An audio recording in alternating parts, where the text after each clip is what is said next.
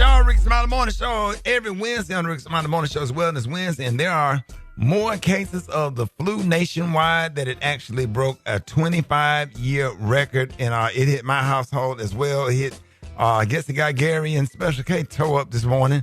And we got the one and only Dr. MJ Collier is back to help you stay healthy. Dr. Collier, good morning. Happy to have you. Good morning, Rickey Smiley.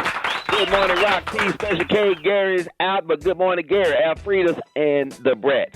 So, Rickey, thank you once again for the opportunity to bring healthcare information to the listeners of the Rickey Smiley Morning Show. So, Rickey, you are right. The seasonal flu activity is the highest rate of infection and continues to be on the rise.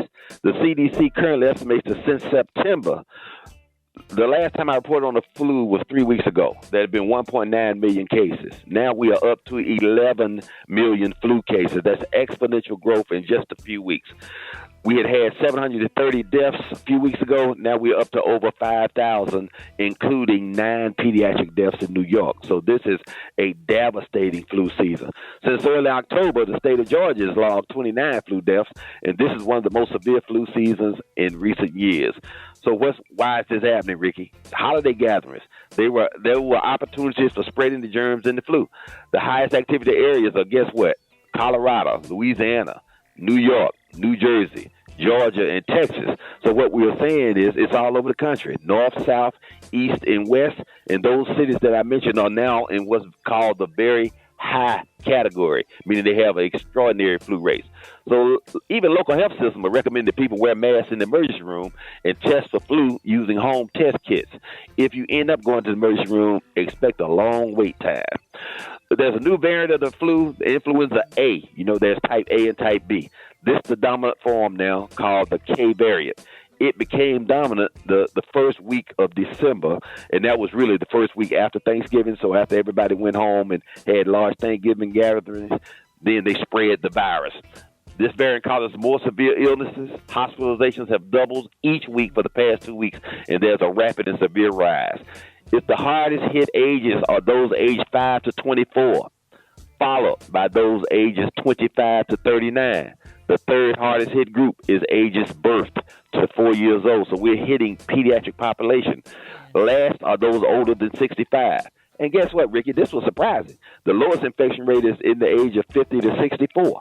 So we got they're getting infected, let's be clear, but they're at a lower rate than anybody else. So this scenario has played itself out in a lot of our friends and families' homes. In my home personally, my grandson got it, had to be taken to the children's hospital, of course, because you cannot ignore a sick child. The mother gets it, then the aunt gets it, then the grandmother gets it. So, it's gone through the Collier household just as it has many of us there. Fortunately, the grandbaby did well after a few days, and he had his flu vaccine. And that's thought, without question, to have minimized the degree of infection.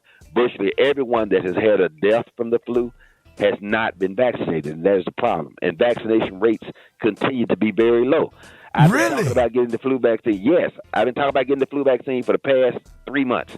And it's available. It's readily available at your local pharmacy. You don't need an appointment to go get it. You just walk in and get it.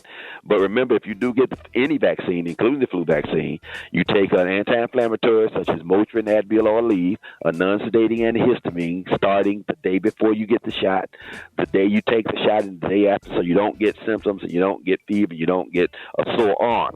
So what can you do to prevent yourself from getting the flu in this pandemic that we're having right now? They're not using that word yet, but they will within the next week or so, I promise you.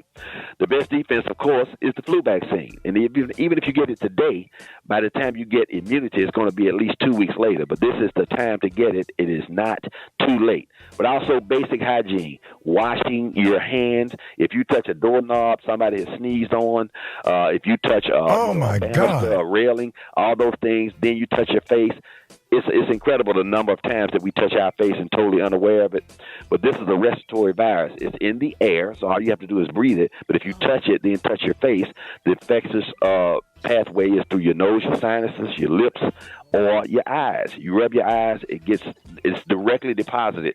When you blink, it goes down the tear duct directly into your sinuses, and now you have the disease state.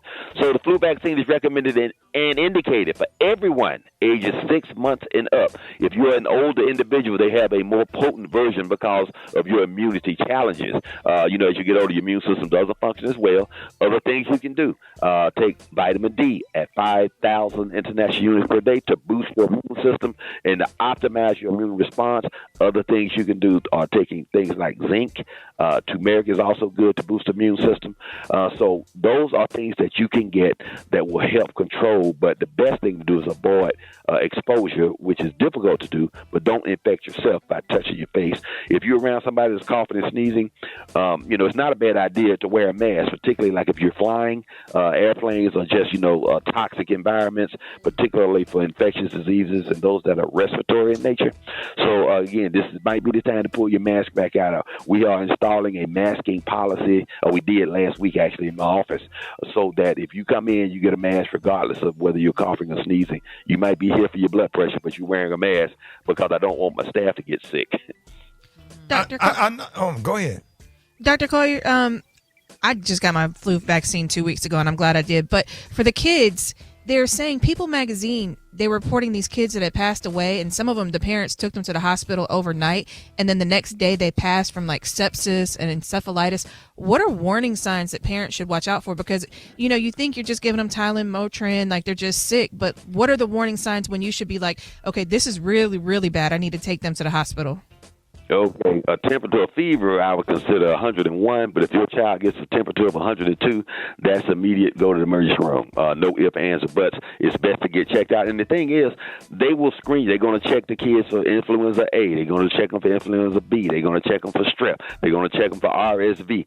And all of those things can be negative. There's still another variant of respiratory tract infection that's out there now. And because children have a less intact blood-brain barrier, in most adults, there's basically a biological system that prevents the brain from getting exposed to bacteria and viruses. In children, that's not intact. It's got holes in it, so the viruses can get in there, and that's what causes the encephalitis, which is an infection of the brain. And it's deadly in the vast majority of times. I mean, you could literally be in the hospital, and there's really not anything they can do other than treat your symptoms and give you, quote, supportive therapy. They give you IV fluids and things to bring down your temperature, and either you get through it or you don't. There's no prevention for encephalitis or any of the end-stage flu problems that children are susceptible to. You just have to basically prevent them from getting it. And I'm so glad that my grandson did get the flu shot, because I without question, I'm sure that minimized. He was sick, but he was not as sick as he would have been if he had not gotten that flu vaccine. So I'm glad you got yours. 2 weeks out now, you have immunity. Oh, wow. Let's go to the phone, John, with Dr. Collier. Good morning. Hi. So I wanted to ask Dr. Collier, like my mom, she's been coughing for like the last 2 months, and we have tried over-the-counter medicine and stuff. So I wonder, do he know what's going on, or can he recommend something to help with the cough or take it away? Okay, there have been a respiratory tract infection disease state that's out there, and the normal common cold runs its course in 7 to 10 days no matter what you do. You can take everything, you can take nothing, and it's usually over in 7 to 10 days. But we have people now that have been sick for months. If it has persisted that long, even if it started off as a virus, then it is probably a bacterial infection now. And the way that it converts is when you get sick from a virus, you create that excess mucus. That excess mucus is an environment in which bacteria will grow. So it's like a swimming pool for bacteria. And so what starts off as a viral infection now becomes bacterial, and that means it's not going to go away until you get antibiotic therapy. So after 2 months now, it's time to take her to urgent care. It's not necessarily an emergency room situation, but she definitely needs a course of antibiotics. And if she's been coughing for a couple of months, she might even need some steroids to calm down the inflammation in her bronchial tubes. So there's a bronchitis, and it can go from an acute bronchitis to a chronic bronchitis, and that creates the coughing situation. And hopefully she's not a smoker. If she does smoke, stop smoking. All right, y'all. If you want to talk to Dr. Collier, call us up right now, 866-9-RICKY, 866-9-RICKEY. We're going to be taking more of your phone calls coming up. Rickey Smiley Morning Show. It's Wellness Wednesday. We're still taking your medical questions this morning. We got the one and only Dr. MJ Collier. Let's go to the phones. Good morning. I have a question. I have Bell palsy, and I've contacted it twice, and I wanted to know if doctor knew anything that could help with the Bell palsy, and did he know if acupuncture was good? The Bell's palsy is inflammation of the trigeminal nerve, and what it causes is a paralysis on one side of the face. And most people think they've had a stroke. If they haven't had a stroke, it's just self-limiting, and it runs its course in a short period of time in most people. Some people, it can last for months. It's rare that it recurs, but it can recur. But the problem is one of inflammation of that trigeminal nerve. So you need to make sure you're taking anti-inflammatories. Omega-3 fish oil would be good for that, as well as the vitamin D as preventive measures. And then blowing bubbles, use a straw and blow bubbles in a thick fluid that bulges your jaw out, or do like, you put your finger over your lips and then blow it, make your jaws come out, so that you don't get atrophy and your face looks right once you're over this session of the Bell's palsy. But it is an incredible disease state, and we're not sure why it happens, other than inflammation of the trigeminal nerve. That's the cause of the symptom, but we don't know why people get it and why it happens. So those are things that I would highly recommend. You need to be under the care of a neurologist who can monitor this and take care of it. Sometimes there are other interventions that may be indicated, including things like surgery to hold your eyelid closed so that your eye doesn't dry out and you get a corneal abrasion. So those are some of the severe outcomes that you can get if you continue to droop like that. So you want to make sure that you're being followed by somebody who has expertise in Bell's palsy. A lot of primary care doctors can do it. I know I do, but a neurologist will be the specialty of choice. All right, y'all, on with Dr. MJ Collier. Good morning. I wanted to ask the doctor a question about a hyena hernia that they want me to have surgery for, and I'm 80 years old. So I want to just see what you know how they say, get a second opinion and all of that, what he thought about that. Okay, a hiatal hernia is when your esophagus goes through your diaphragm. That hole that it goes through is called the hiatus. That is the first part of your stomach. And the key thing is that your stomach should stay below the diaphragm so that the area of pressure in your stomach holds food down.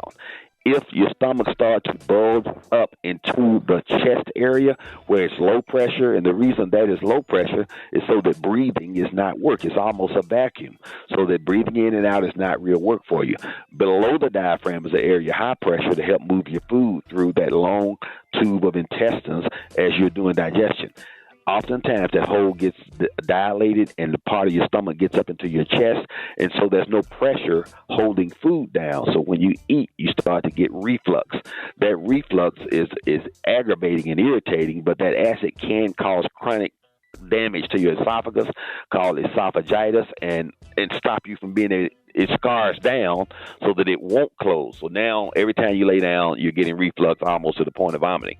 So it depends on how severe your symptoms are. If your symptoms are severe, then the surgery will be really the only cure for that. Everything else just treats the symptoms. There are drugs like famotidine and drugs like Protonics, etc. They block the acid so that the acid isn't as severe and doesn't do chronic damage, but that acid in your stomach will digest your esophagus just like it digests a steak or a piece of fish or chicken.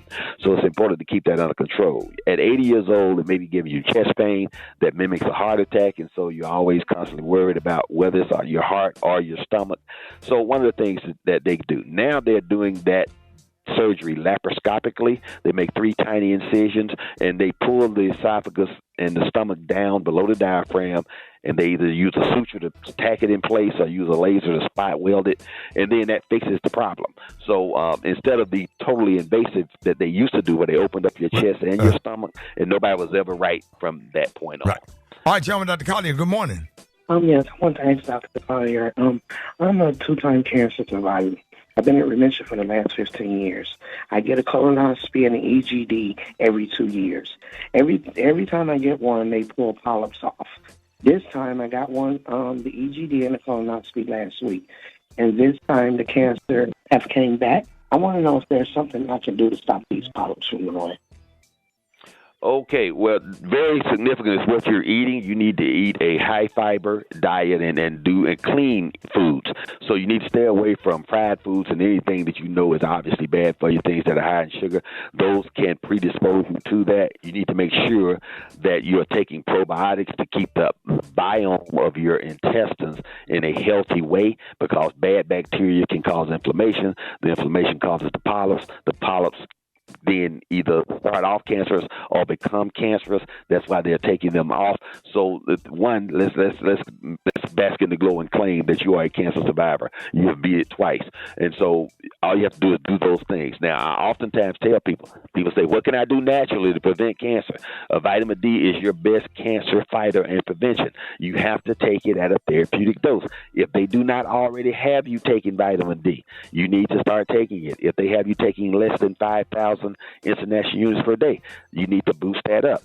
Vitamin D has been shown in many studies to be cancer preventive, so it's very important that you do all of those things that you can do: healthy eating, probiotics to alter your gut biome, and then the vitamin D to boost and prevent your cancer of all types of cancers, but particularly colon cancers. Man, okay. Go ahead. I'm sorry. That's good stuff. I was just saying that's good stuff. Go ahead.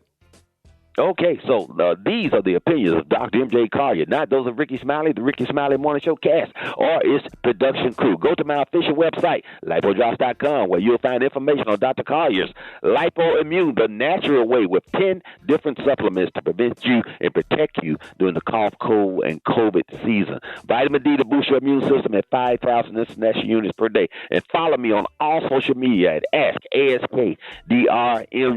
Sign up for my YouTube channel, Ask Dr. MJ, where there are hundreds of videos on various healthcare topics, including how to protect yourself from the flu. There you go, Ricky. We appreciate you. Stick tight. Don't you dare go away.